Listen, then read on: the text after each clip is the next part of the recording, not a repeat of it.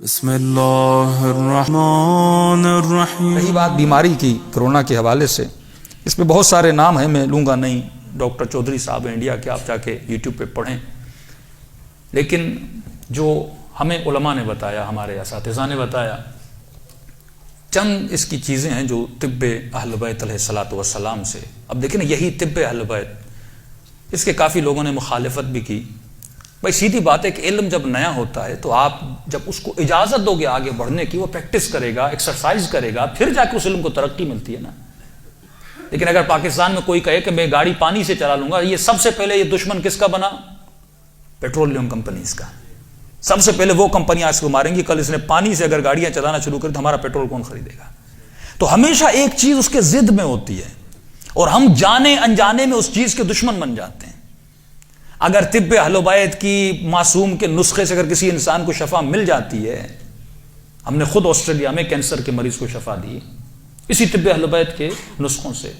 500 کے قریب انگلینڈ میں صرف کرونا کے مریضوں کو شفا ملی صرف اہل بیت کے طبی نسخوں کے وسیلے سے۔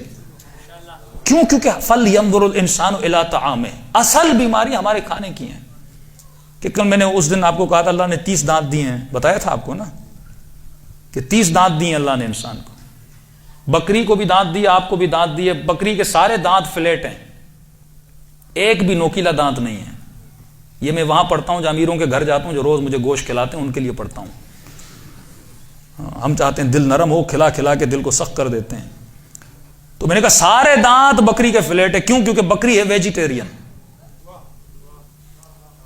بکری کے سامنے کڑھائی بھی رکھو گے نہیں کھائے گی۔ حیوان اپنی فطرت سے نہیں ہٹتا، انسان پہلا حیوان ہے جو فطرت سے ہٹ جاتا ہے۔ کیوں؟ کیونکہ یہ ویجیٹیرین ہے، اسے سبزی کھانی ہے۔ چیتے کو نوکیلے دانت، بلی کو نوکیلے دانت، کیونکہ اسے گوشت کھانا ہے۔ اب کیلکولیٹ کرو اپنے سسٹم کو، الہی تہذیب کو اس دنیا سے۔ مہینے میں دن ہے 30 یا 31، دانت اللہ نے دیے فار ایگزامپل 30 یا 32۔ آپ کو کتنے دانت دیے نوکیلے؟ 4 دانت۔ نوکیلا دانت ہے گوشت کے لیے۔ مہینے میں کتنے دن ہیں؟ 30 دن۔ کتنے دانت ہیں؟ 4 دانت گوشت والے، 26 دانت سبزی والے۔ تو اس کا مطلب تمہارا اسکیجول یہ ہونا چاہیے کہ مہینے میں 4 بار گوشت کھاؤ، 26 دن سبزی کھاؤ نا۔ اور پہلے یہی ہوتا تھا، جمعے کے دن گوشت کھایا جاتا تھا۔ اب کوئی بندہ روز گوشت کھا کے مولانا کولیسٹرول ہو گیا دعا کریے، بھئی ایسے تو نہیں ہوتا۔ جب تو کمپلیٹلی اہل بیت کے فرامین پہ عمل کرے گا تو تجھے ہدایت ملے گی نا۔ جب ہم جاہل رہیں گے تو یہ جہالت ہمیں تباہی میں لے کر چلی جاتی ہے۔ اسی طرح کرونا سے بچنا ہے تو میں تو یہی کرتا ہوں بھائی، آج تک میں نے ماسک نہیں لگایا، آپ لگائیں، اچھی بات ہے، کیونکہ اس میں بھی 2 نظریے ہیں۔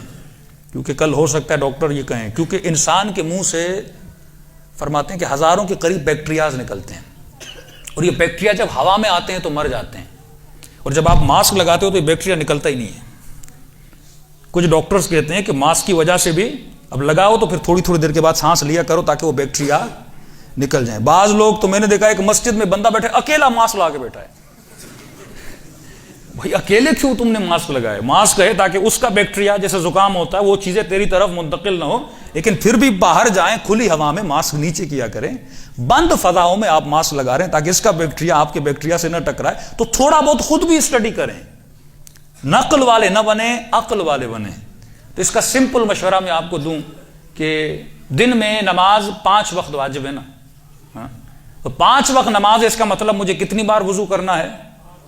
5۔ اور مستحب بھی اگر وضو بھی ہو تو نماز کے لیے پھر وضو کیا کرو۔ کوئی بھی دین مذہب ایسا نہیں جو دن میں 5 مرتبہ انسان کا چہرہ اور بازو دھلوائے۔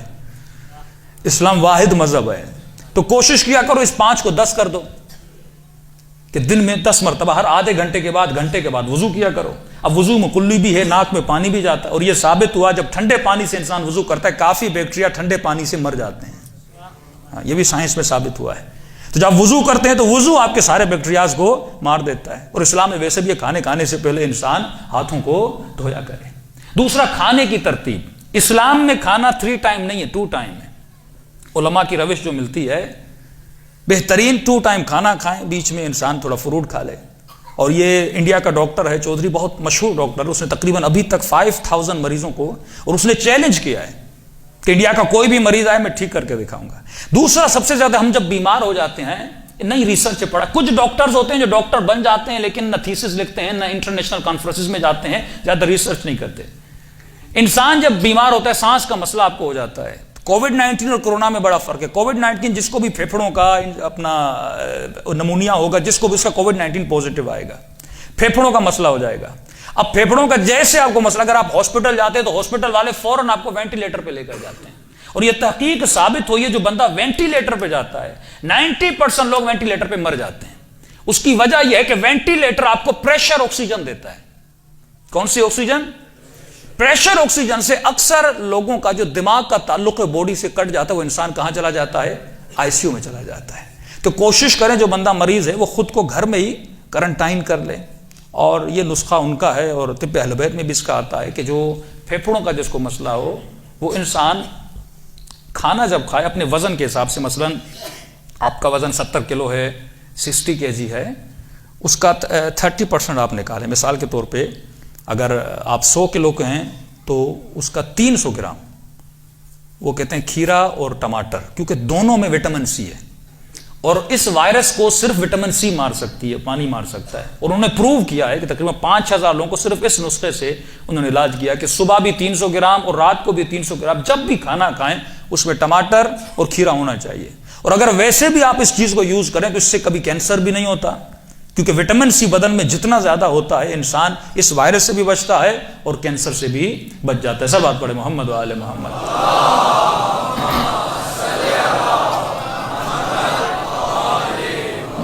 اجل فرجم. اور ایک جڑی بوٹی جو سنائے مکی، تو سب نے، یہ تو ہم نے اس وقت کہا تھا جب طب اہل بیت میں سنائے مکی کا، پھر اس کو اہل سنت نے کافی مشہور کیا، میڈیا پہ آئے کرونا کے بعد. سنائے مکی کیسی جڑی بوٹی ہے؟ یہ ہمارے گھر میں گریڈ 3 کی چربی تھی جگر پہ، گریڈ 3. ڈاکٹر نے کہا کیونکہ جگر کی بیماریوں کا علاج اس میں نہیں، ایلوپیتھی میں نہیں ہے. جگر کی بیماریوں کا علاج، کیونکہ اس میں ہیپاٹائٹس ہو یا یرقان ہو، جتنی بیماریاں ہیں اس کی معصومین کی روایات میں اس کی جڑ جگر ہے. کیونکہ جگر اگر خون نہیں بناتا پھر معدے کا مسئلہ ہوتا ہے. جگر اگر غلط خون بناتا انسان کو کوڑ ہو جاتی ہے، کھال کی رنگت بدل جاتی ہے، مختلف چیزیں، سارے مسائل. اور جگر کو بہترین اس کا علاج ہے سنائے مکی.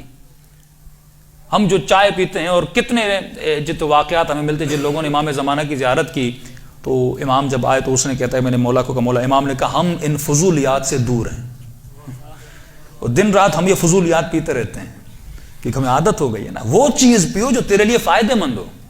اگر ایون چائے کا کپ بھی مجھے فائدہ نہیں دے رہا، میں کیوں پیوں اس کو؟ تمہیں ہر چیز کا فائدہ ہونا چاہیے، یہ جسمانی فائدہ ہو یا روحانی فائدہ ہو. اگر جسمانی فائدہ نہیں ہے تو کم از کم روحانی فائدہ نہیں تو کم از کم جسمانی فائدہ ہو. تو ہمارے گھروں میں چائے بھی ایسی ہونی چاہیے جس کا میرے وجود میں کوئی فائدہ ملے. تو بہترین چائے سنائے مکی کی چائے ہے. انسان اگر ہفتے میں ایک بار پیے، 15 دن میں ایک بار پیے، تو کم از کم اس سے جگر کی چربی، یہ ہمارے گھر کا بتایا واقعہ بتا رہا ہوں، گریڈ 3 کی چربی ختم ہو گئی. اور ڈاکٹر پریشان تھا کہ چربی گئی تو کہاں گئی. اتنے نسخے اہل بیت کے بتائے ہوئے ہیں. مولا علی فرماتے جب سفرے پر بیٹھو ایک تو بسم اللہ الرحمن الرحیم پڑھا کرو. یہ سائنس نے ثابت کیا، جب پانی پر بسم اللہ پڑھا جاتا ہے اس کے جو سیلز ہیں وہ پانی کے سیلز پھول کی طرح خوبصورت ہو جاتے ہیں. یہ ثابت ہوا ہے، جب بسم اللہ پڑھتے وہ سیل خوبصورت ہو جائے، پانی پھر بدن میں جاتا ہے تو پانی انسان کو شفا دیتا ہے. اسی طرح مختلف چیزیں جس مولانا نے بتایا، ابھی پیٹ میں 2 لقموں کی جگہ ہو تو چھوڑ دو. اور ہم تو لقمہ جاتا نہیں، پیچھے سے دھکا دیتے ہیں. ہاں، میں آپ کو نہیں، میں نے مولویوں کو دیکھا. وہ مولوی کیسا جیسے سفرے پر کھانے پر بھی کنٹرول نہ ہو. وہ ہمارے ایک مولانا تھے کہ مولانا آپ تو کم کھاتے ہیں لیکن ہمیں کھانے دیجئے. اور وہ کھایا، اگلے سال دیکھا اس کو فالج ہو گیا. میں نے کہا مولانا اتنا کھایا، کم کھاتے تو زندگی زیادہ ہوتی. تو اس کی مثال ایسے دیتا ہوں، یہ واقعی علماء اخلاق مثال دیتے ہیں. مثال کے طور پہ اللہ نے آپ کی چینی کا بجٹ رکھا ہے کہ یہ بندہ اپنی زندگی میں 50 kg چینی کھائے گا. اب آپ ہرس کر کے وہ 50 kg 20 ایئرز میں کھا لو، چینی ختم ہو گئی بھائی. اب ڈاکٹر کہے گا شوگر ہو گئی ہے. اب چینی زیادہ کھاؤ گے تو مر جاؤ گے، لیکن اس کو تھوڑا تھوڑا کر کے کھاؤ تو دنیا بچے گی اور آخرت. اور شیطان دیکھو نا، اس کے گمراہ کرنے کے، کل میں نے جو آپ کو بتایا نا کہ حمزات ہے، نفاسات ہے، نفخات ہے، یہ مختلف طریقوں سے انسان کو گمراہ کرتا ہے. کئی مومنین شوگر کے مریض ہوتے ہیں، سفرے پر آتے ہیں، مولا کی نیاز آتی ہے، میٹھی نیاز، حلوہ آیا، میٹھے چاول آئے، کھانا شروع ہو جاتا ہے۔ اب مولوی کوئی منع کرے بھائی آپ کو شوگر ہے، تو کہتا ہے مولانا نیاز، مولانا نیاز میں شفا ہے۔ اب کچھ آپ کہو یہ مولوی مقصر ہے، بھائی نیاز سے روک رہا ہے۔ اب اپنی خواہش نفس کو کہاں پورا کر رہا ہے؟ حسین کی نیاز میں پورا کر رہا ہے۔ میٹھا اس کو پسند ہے، نام نیاز کا دے رہا، بھائی امام حسین کی نیاز ہے تو آدھا چمچ لے، کس نے کہا تو پورا پیالہ کھا جا؟ شفا ملنی ہے تو تھوڑے سے بھی تجھے مل سکتی ہے نا۔